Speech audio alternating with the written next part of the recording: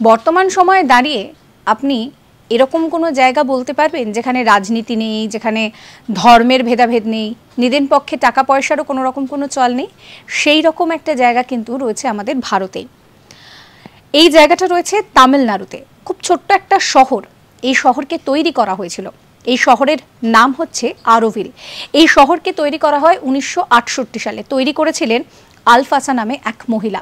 তিনি ঋষি অরবিন্দের প্রচণ্ড ভক্ত ছিলেন এবং এই শহর তৈরি করার যে মূল উদ্দেশ্য ছিল, সেই মূল উদ্দেশ্য হচ্ছে যে যাতে কোনো রকম কোনো মানুষের মধ্যে ভেদাভেদ না থাকে, সব দিক থেকে যেন সব মানুষ সমান থাকে, সেই কথা ভেবেই পরীক্ষামূলকভাবে এই শহর গড়ে তোলা হয়েছিল। এবং একই সঙ্গে এইখানে প্রায় বিশ্বের 50টা জায়গার মানুষ একসঙ্গে বসবাস করে। এই শহরের যদি জনসংখ্যা বলি তাহলে খুব কম করে বললেও প্রায় 2400 মানুষের বাস রয়েছে এখানে।